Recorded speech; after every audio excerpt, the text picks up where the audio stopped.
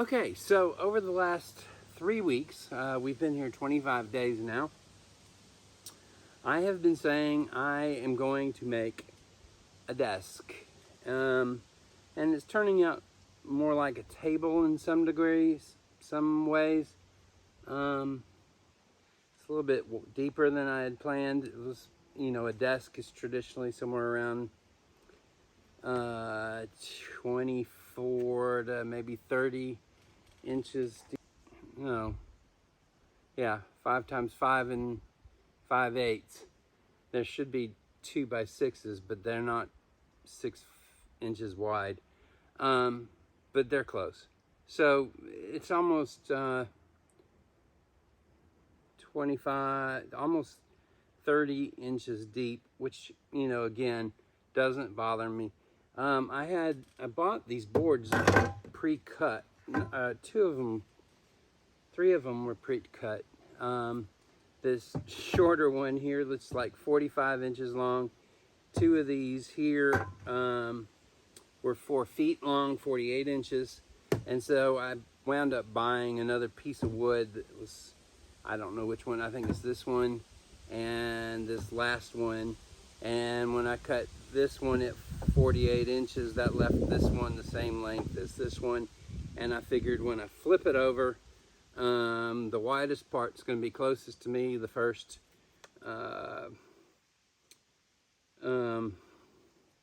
20 some odd inches deep, and then the rest of it'll have that little tapered end on each of it. But that helps if it's going in the tent, because then if the tent's coming in on the sides, that'll leave a little bit more room for it to move up closer to the wall and not be so distant.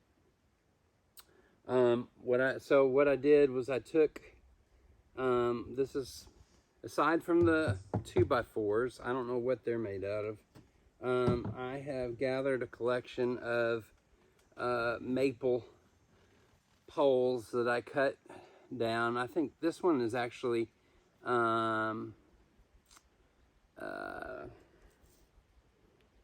silver or red maple. I think it's silver maple.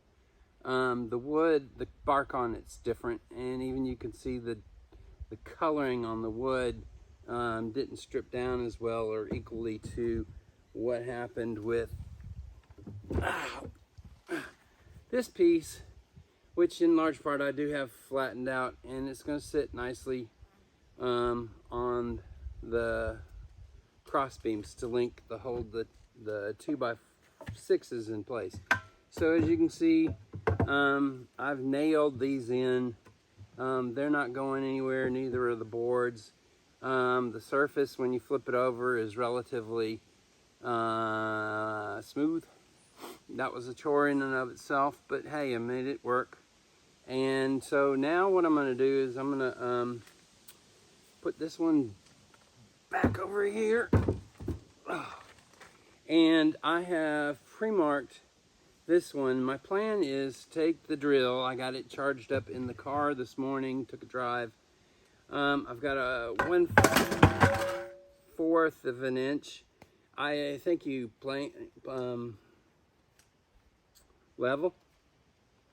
So I'm going to put these in at angles and come off probably about maybe a good 1/2 inch into the bore in. And then once I get that done, then I'm going to change the bit, and I'm going to start these 2-inch screws in each of the holes I make. Gosh dog, the gravity's working out here today, isn't it? And then once I get those set, I'm going to, I've got it marked 1.5 inches from the end of the piece here to go into these 2 side supports. I hope you can see that. And from there, once I get those in place, you move one thing, you got to move 10 others, don't you? Once I get that in place, then I have my legs, which I'm going to put a screw in this way, and then a little bit higher this way, almost at 90-degree angles, so that the piece of wood can sit there like that on it. And then once I get the legs on, I have these smaller pieces which I'm going to put in right across, straight parts as much as I can use. I'm thinking about actually drilling a hole in so that they slide into a hole here and one here, and then come into it with a screw on the back side or the outside to really hold them, fashion them, and hold them into place. And then once I have those all situated, I have the piece of wood you saw me bring into the frame at the beginning, and at the back side of the desk, I will put this across somewhere about right in here, but on that back side, and right into the two legs to hold them, to keep them from wobbling that way. So I should have a good amount of force going this way, and coming back, and then be able to work in to the desk this way from here when once it's flipped over and sitting pretty, whether it's outside or in. I can make arguments for where it needs to be in both places. And then the other conclusion is, well, just go build yourself another one. Before I finish building this one, however, I've got a bed frame that I want to get built ASAP. I'm tired of sleeping on the ground. I mean, I could continue doing it, but I'd rather not. Sleep out here has been good in one regard, but I also, because of my physical prowess, I have, when I'm in civilization, I sleep with a CPAP machine, which is a machine that's blowing 14 pounds of PSI, pounds per square inch of air into my nasal passages while I sleep, and keeping me from one, snoring, and two, from stopping to breathe each night. I think it was 80 times a minute while I try to sleep. So I've been going on 3 weeks without my CPAP machine, and I'm starting to wake up tired. And only way I'm going to get around that is if I find or get some help from y'all on purchasing a solar panel. They're about $164 I saw yesterday on Amazon. And then there's a box. It's a transmitter, not a emitter, but an inverter or something to that effect, where the panel plugs into it and it stores juice from the solar power. And supposedly it's enough, and the amperage is enough to where I could then plug it into the CPAP machine at night, put the distilled water in the tank, and hopefully get a much better night's sleep. But I don't have that as of yet. If you do go to Amazon and you find my wish list for Donnie Claxton, it is made public. There are 2 panels there, and then of course I still holding out hope that I'll hear from the people at Jackery and say, hey, we've got something that you should try out, and we think this will help you with your medical needs while you're out there in the woods. So anyway, I'm gonna get going on this.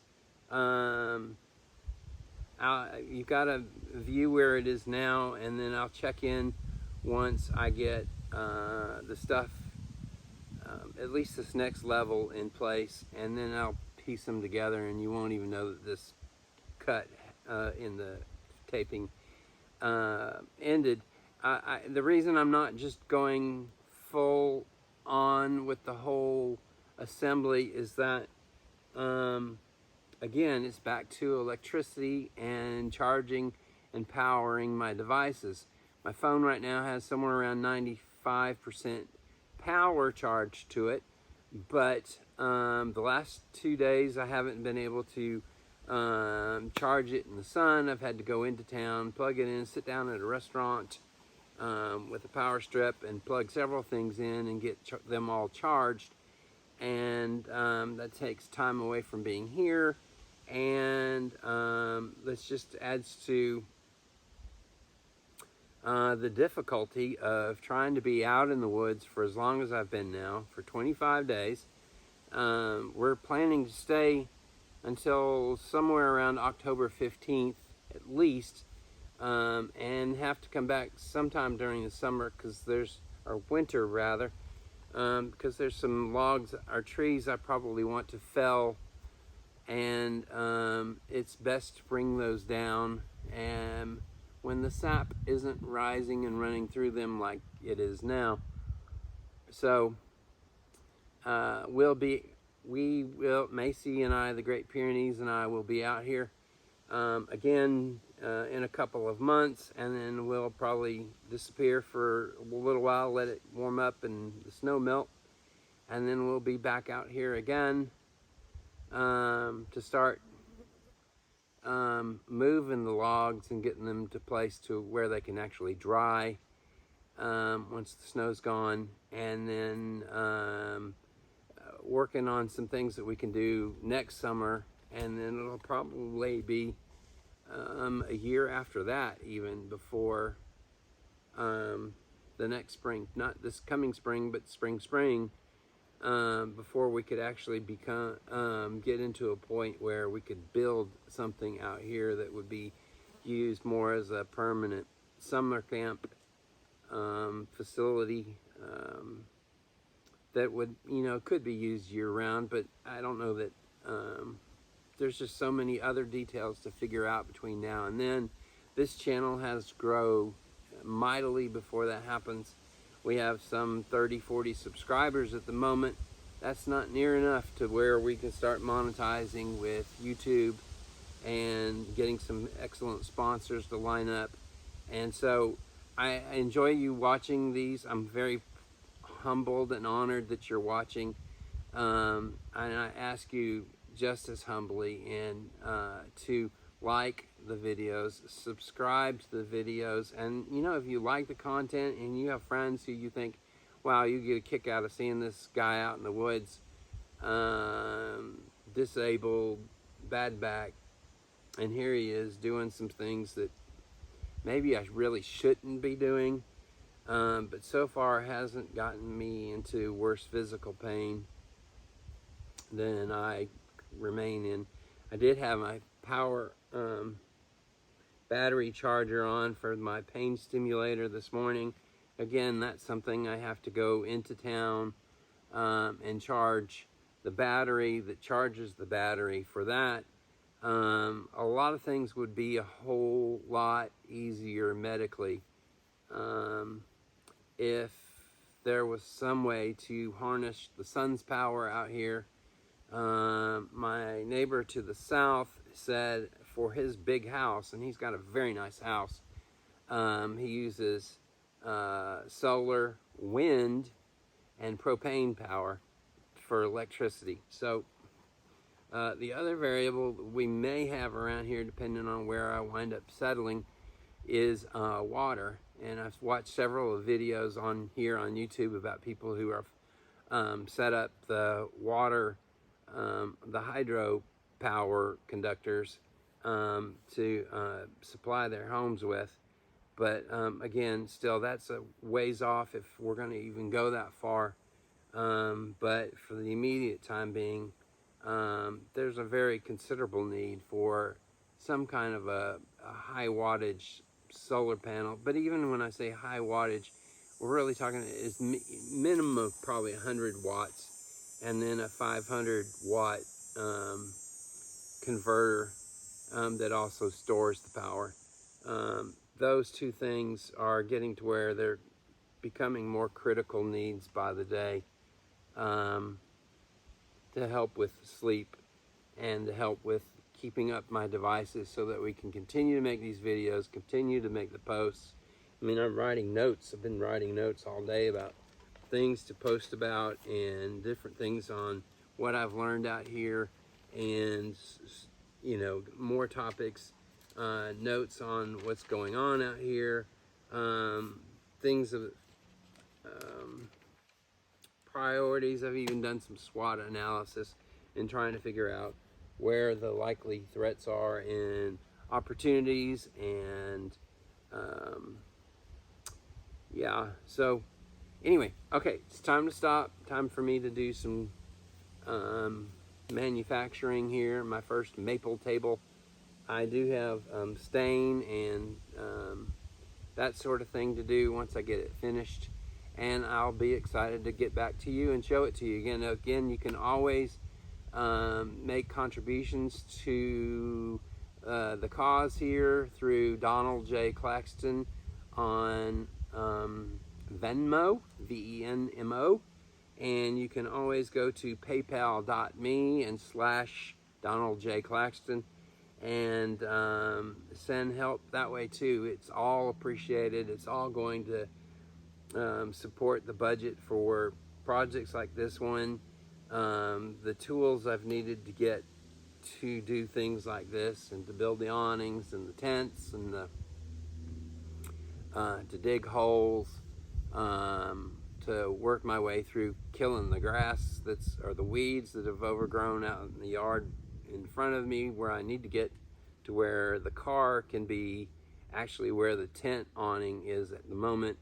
And I may want to put a new tent or a new awning for the car itself in that place, just about 20 feet further ahead. That's what all these tools are going for, or some of the money that's come in there is going for, to help make the bed itself and the tools for the bed, and shovels and rakes and saws and things like the Coleman stove that uses butane. Yeah, so there's a lot of it's cheaper living out here, but there's still some essential tools you got to have, or you're just not going to make it. And I'm discovering more and more what those are by the day. But the first thing I need to do next is get this desk made, because my urge to do some typing and writing. I've got 2 typewriters with me. I've got 2 laptop computers with me. I've got an iPad with me that I can't ever get charged because the little 9-volt solar panel I have, it is incompatible with, and I don't have time to sit inside local town very long. As you know, the older iPads, I don't know if the new ones are still like this too, but they take hours to recharge, and we're just never in town that long to do that. So I'm hoping with a different power supply than just the 9-volt panel that you've seen before, that we can get some things charged like the iPad, and I can do more with it. I could maybe even turn on the services for it, and then there's the other discussions about what do I need to do about the elevation we're at. Do I need to go back up higher? It doesn't make any sense to me to go lower in elevation, because right now here at this one I've got 1 bar of 5G. If we go up a little bit, then we're at 2 bars. We're not going to get to 3 this far out in the middle of nowhere. But just being at 2 bars enables me to do FaceTime and a little bit more with the phone. So anyway, those are all things spinning through my head too much, as you can tell. I'm going to get busy on the desk, and I'll talk to you guys in just a little bit. Thanks. Well, here's the finished product. It's inside the tent. I